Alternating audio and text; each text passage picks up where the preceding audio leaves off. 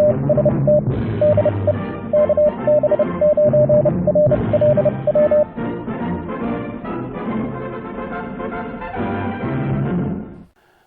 YouTubers and fellow hams. Well, I wanted to give you some updates. A lot going on, especially with this virus and the pandemic and the lockdown and all. I'm pretty good here. I'm pretty well isolated. I only have to go into town every couple of weeks for supplies, so I can maintain a fairly good amount of control over how much contact I have with the rest of the world. And the people out here, there's fewer and fewer of them. A lot of them have left, but a lot of them have stayed. They keep their distance. I walk the trails and people pass. They go to opposite sides of the trail, you know, and we still say hi, good morning, how you doing, and all that, but we stand 10 or so feet from each other, you know, so everybody's being responsible, and so far, no problems. A little bit of an allergy cough, but I've had that since I've been in the desert. And it's gotten a little worse right now, but that's just because of pollen. All the rain that we had the last few weeks, off and on, have really turned the desert green. The plants are going crazy. I might even go out and take a couple of pictures that I can put in here while I'm talking about it. But the pollen is way up. So I've got a runny nose, and oftentimes my eyes are a little watery, and I cough a bit, which was kind of funny when I went to Walmart almost a couple of weeks ago. I had a little coughing spat in Walmart that was completely allergy related, you know, but you should have seen the other customers scatter, and I don't blame them. But I was like, it's just allergies, you know, and but they still kept their distance. That's okay. Everybody's trying to be safe, and that's what's important. And we're still learning about this bug, and daily the news changes. I think in China, some people that were infected and got over it, are testing positive again. And they're being studied now to find out if they are asymptomatic carriers. So I'm watching that too, because that would be a big development as far as, you know, this bug goes. It looks like it's just going to become another one in the playbook, you know, like the flu and all the other bugs that we have to deal with occasionally. So on it goes. What can you do except do what you can do, right? And that's what I'm doing. So don't worry about me. I'm fine out here in the desert. I'm about as isolated as you could be, and everything's well. The weather has finally broke. We had wind and rain and cloudy days and cold, and it's been just, you know, off and on miserable over the last month. But the spring weather is starting to get here. This week is finally warming up. It's going to be in the mid to upper 80s Fahrenheit. So I'll say 85 degrees, and I'll put the Celsius over here for my European friends. So it's, you know, that's what the daytime's going to get to. The lows at night are going to get down to about 60 Fahrenheit. Again, Celsius. So with this improved weather and the wind finally calming down, which was a big factor, I've got the 500-foot wire up along the little treetops.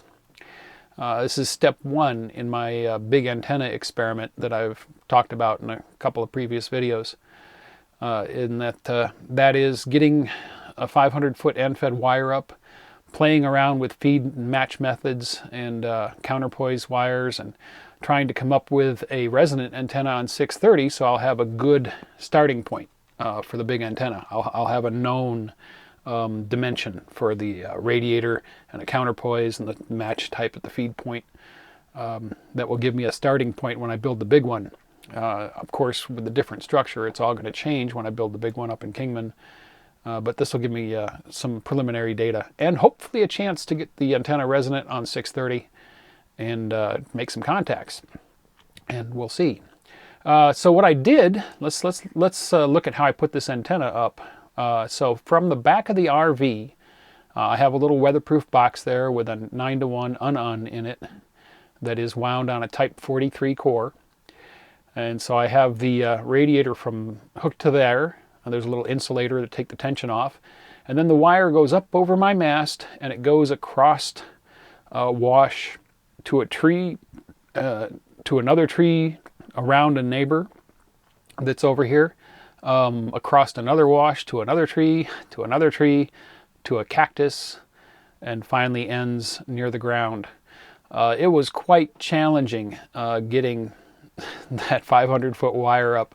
I had to traverse these washes, and they are as much as 15, 20 feet deep and at a pretty sharp angle, you know. So I had my walking stick, and I was going down this gravelly hill and slipping and sliding and trying to keep the wire, you know, up out of the bushes and that as I went up the other side, and then find a tree and try to get it over the top of the tree, and then down to the next, over the next wash and to the next tree. And it took me the better part of a day. I'd say about, well, most of the morning for sure, just getting the wire up initially.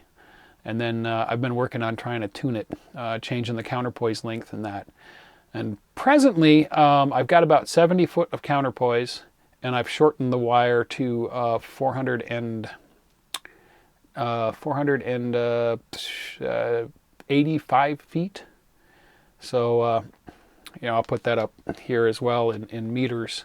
The length of the radiator, 485 feet, and the counterpoise is 70 feet. And I'm getting close. I've got a plot here. I scanned it with the VNA, and you can see a dip, and the sharp dip is down between 200 and 300 kilohertz, and I'm targeting 474. And I've started shortening the radiator, which takes some time, because I got to hike all the way over there, shorten the antenna, hike all the way back, scan it again, play with the counterpoise, scan it again. And I've kind of hit a roadblock. It's not changing. I just went out and took another 5 feet off of it, and it didn't change on the plot at all. And so I was puzzling over that, and I think it's the wire that I'm using. Now, I'm using this spool of wire wrap wire because I have it. It's very, very, very fine wire. I don't know the gauge right offhand, but it's very small, and undoubtedly has a fairly high degree of DC resistance per foot. So I think that is my main problem with why it's not changing now while I'm trimming the wire. The resistance of the wire is you know, it's like a really big long resistor, right? So the further you get down the wire, the less pronounced changes are going to be because there's more resistance between the end and the feed point. So I think that I'm going to have to wait until I get some wire that's of a better gauge, you know, maybe 16 gauge. If I can get some before I'll start to see a difference again. But I'm getting close. I did do some listening on it the other night, and on 474 kilohertz, the middle of the 630 meter band, I could hear the JT9 signals that guys are transmitting way better than I've previously heard. Way better, so much stronger. So having that really long wire, almost a quarter wavelength, at that frequency is certainly the hottest receive antenna that I've had on that band. I can only imagine how good it's going to be when I have wire that has a order of magnitude lower resistance in it. So I'm progressing on that project, just, you know, doing my experiments as I go. I didn't film anything the other night. I was planning on getting on tonight and trying to make more contacts if I could get it resonant on 630. But like I said, I've hit a wall. I'm pretty sure it has to do with the resistance of that super fine gauge wire. And some of you are shaking your heads. Why are you using that wire, Kevin? Well, I had it. I originally bought it with the intent of using balloons to loft an antenna. So I wanted a very, very light wire that was still strong enough to, you know, hold its weight under the balloons. And the wire wrap wire looked like it was going to fit the bill. But the resistance in it is apparently an issue. At least that's my speculation. Feels like that's right, but I don't have any other wire to compare with. So I'm going to put this on hold until I get to Kingman. Up in Kingman, I'll have more resources. I'll have a mail drop, so I'll be able to order some wire. Or actually, I might have a viewer from back in Fort Wayne that has talked about sending me some wire. So I don't know what he's got. I'll have to, when I get to Kingman, I'll have to communicate with him and see what he's going to send me. If it's like some 16 or 14 gauge wire and it's enough, then that's what I'll use, and we'll resume the experiment at that point. Try to get the 3 masts up and do the spiral arrangement, you know. And I want to do 2 variants of that spiral idea, by the way. My original concept for that was a half-wave, end-fed, 160 meter antenna, and it would spiral up those 3 masts about 1.5 times around. So it wouldn't be that much of an inductance or spiral, and it would get you 160 meters in a relatively small footprint. So I'm going to try that variant too, but of course the main focus is going to be getting a resonant 630 meter antenna up in that configuration. So that's where that project is. I'd love to share more with it more of it with you, but right now that's all I've got. The weather finally breaking let me move forward with it. It's just been miserable weather for the last month most of the time. So finally getting decent out here in the desert. And oh yeah, somebody's going to comment about the hair. Did my own haircut, got the clippers out and buzzed it. So, one less thing to have to go into the populace for. I don't have to go in for a haircut. I'll just use clippers and keep it short. I like it short anyway. When you're out here and you're boondocking, which means living off-grid, whatever you can do to conserve your use of water and supplies is a good thing. And having short hair means less time, less water, and less shampoo. So that saves me a little bit on that. And it's just less to deal with, Anyway, that's that. So I knew somebody was going to comment on it. I figured I'd say something about it. What else is going on? Been watching the news on the virus. Cases are starting to pop up here in southwestern Arizona, probably coming over from Southern California, the LA area, which is a huge population congestion. And of course, the infection numbers are going to track the population density. The denser the population, the easier transmission and the more cases you're going to have. And the areas then surrounding the population centers pick up infections. You can see them on the heat maps showing the infection rates. Like around New York, they start popping up around the city. And around LA, they're popping up around that area, So I've been just watching that and taking it one day at a time there. So far, none of my acquaintances or friends or family have been infected. I'm sure most of you are concerned about that yourselves with your distant relatives and all, making sure everybody's okay. So far, all my friends and family and acquaintances are okay.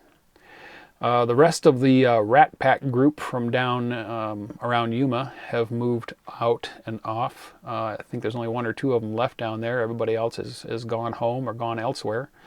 Several of them went up to Kingman already. But it's just too cold up there. It got down close to freezing last night, according to James, KB7TBT. He told me this morning that it was near freezing. So I'm not in a hurry to get back into the cold weather. It's just starting to get warm, and I like the heat. I'm pretty comfortable with this warmer temperature. So I'm going to stay here. The Bureau of Land Management, the organization that manages these areas, these camping areas, or places where people can stay, their general policy for these areas is the season ends April 15th and they close the area. You can pay extra money to stay a couple of weeks at a time, or you can pay a little bit more to have a summer pass to use the area. But generally by that time, it's just getting too hot. It gets so hot out here in the summer that you would die in an RV, probably literally. I mean, it gets up to 115 degrees Fahrenheit or hotter, which is very hot. So it's not really an area you could stay all summer, but they have changed their policy this year because of the lockdown and the shelter-in-place restrictions.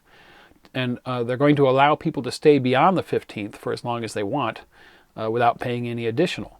So I'm probably going to stay here for a little bit longer just because of the convenience of being able to be isolated like this, the safety of it. And as long as the weather doesn't get too hot, that's going to be the driving factor for me. I'm not going to go to Kingman until it starts to get too hot down here. And the reason for that is I want to just sit back and I want to watch, because Kingman's a populated area. It's not a big city, but it's a city. And so I kind of want to keep an eye on how things are going. I think they've got 5 infections up there confirmed already in Kingman. So the denser population means that, you know, there's more prevalence of the virus, and I'm going to avoid that for as long as I can, I think, and just stay here until the heat drives me out. So that's what's going on. Just a quick update for you. I knew a lot of you are probably wondering. I haven't been doing my normal posting schedule. Well, that's because of the weather, and well, you know, I've been kind of distracted with this whole virus thing, just kind of, you know, watching it. But I'm going to get a few more things done here. Since the antenna project, the big antenna project, is getting put on hold until I get to Kingman, I'm going to do some other videos. As I mentioned before, I had somebody request a video on band scopes or spectrum scopes, how to visually identify signals. And the more I thought about that, the more I liked it. I've been filming some stuff and putting some media together for that. It's one of the most powerful tools on most modern radios, and at least in my opinion. And at a glance, you can not only tell where signals are, you can tell how strong they are, you can tell what type of modulation it is. I can even tell at a glance when I'm looking at AM signals on the shortwave band, I can tell that one's a human voice talking, that one's playing music. So we'll talk about that, and how you can use the spectrum scope to gather just tremendous amounts of information about what's going on in and around the signal or the frequency that you're tuned to. So I'm going to work on that one next. And then I do have a repair video that's in the works on a 2-meter mobile rig. I know one guy out there is like, finally, because he sent me this radio. Oh, it's been more than a year ago, and I've just had it up on the shelf for a future project. I haven't been doing a lot of repair videos, and that's mostly because I have less and less confidence in my hands and my eyesight. Building the Cricket kit a little while ago was really difficult. I was mostly blind on trying to get components in the holes. I just couldn't see the fine detail, even with magnifying lenses and glasses. And so I haven't talked about that, so there you go. That's why I haven't been doing repair videos. I barely trust my hands and eyes as it is now.